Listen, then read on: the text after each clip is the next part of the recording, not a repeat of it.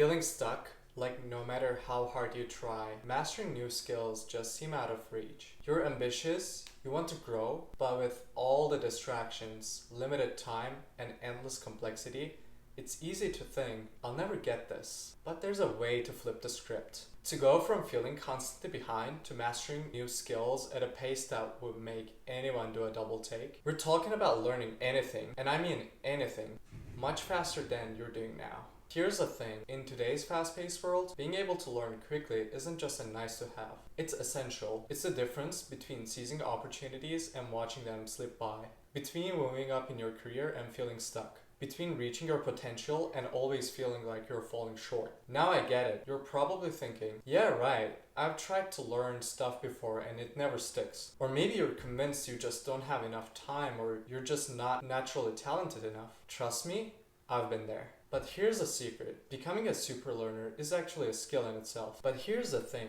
Becoming a super learner is actually a skill in itself. And it's one that anyone can pick up with the right approach. Even if you have struggled in the past, even if you think you're not a quick learner, in this video, I'm going to break down what you need to know in order to master any skill. It's the same set of principles that has helped thousands of people go from feeling perpetually behind to becoming learning machines. Whether you're trying to level up your career, start a side hustle, or just become a better version of yourself, this is the game changer you've been looking for. The first and foremost thing to understand is that every successful person follows this exact same pattern to mastering a skill as fast as possible. But here's the thing, when most people start learning a new skill, they get discouraged when they're not good at it immediately. And the reality is, you're going to suck at first. And that's normal. But how do you get better, especially when it feels like you're not making any progress? Now, this is the key moment that separates people who master a skill from those who stuck at mediocrity. Instead of getting discouraged, take a step back and ask yourself, what's one small thing I can improve the next time I try? Maybe it's hitting the right chord on the guitar or changing the way you structure your speech. The improvement doesn't have to be huge, and in fact, it shouldn't be.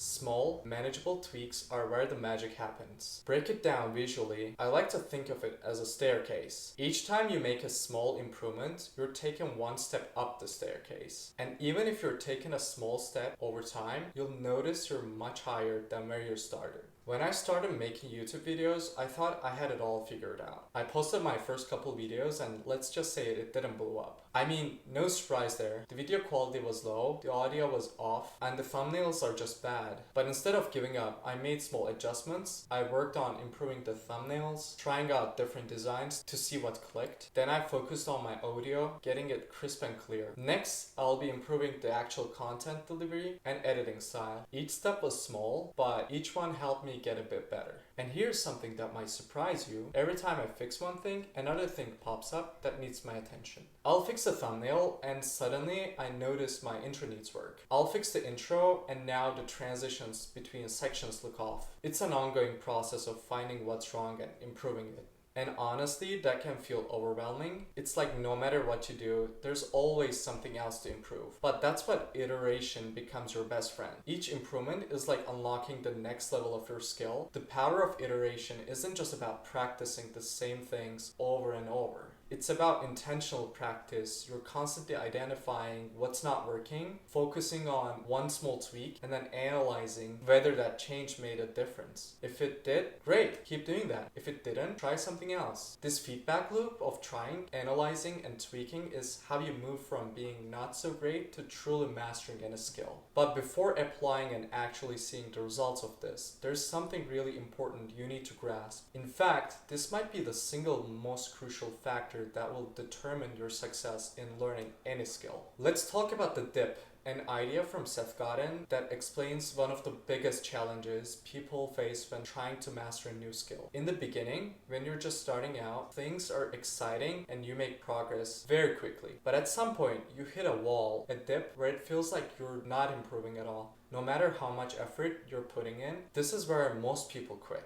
The truth is, progress doesn't come in a straight line. It's not a consistent upward trajectory. Instead, it often feels slowly frustrating and even discouraging. At times. But here's the thing, you have to push through this phase. Think of it like this. At first, you're learning the fundamentals, and the gains are small and hard to see. It's like planting a seed. You water it and care for it every single day, but it doesn't sprout immediately. Eventually though, your efforts start to compound. Those small improvements stack up over time, and before you know it, you're making huge strides. Let me give you a personal example from my own life. My YouTube journey. Right now, my channel is just starting out. My early videos didn't have the best thumbnails, and my audio quality wasn't perfect. But week by week, I kept improving little by little. I learned how to design better thumbnails, upgraded my audio setup, and soon the production quality of my videos will be much better too. I'm committed to publishing videos every single week, even though I'm not reaching a massive audience yet. Why? Because I know that if I stick with it long enough, I will see progress. My channel will grow and my skills will sharpen over time. Just like mastering any skill, making YouTube videos is a process. The key to mastering any skill is sticking with it long enough for your efforts to bear fruit. You might not see results right away, and that's completely normal. You have to give it time to grow, expect delays in mastering the skill, and understand that the journey is just as important as the destination. Now you might be thinking, okay, so I just need to get started, use feedback as my guide, and stick with it for the long haul, right? That's almost the whole picture, but there's one last principle you need to be aware of. Most people underestimate the time it takes to really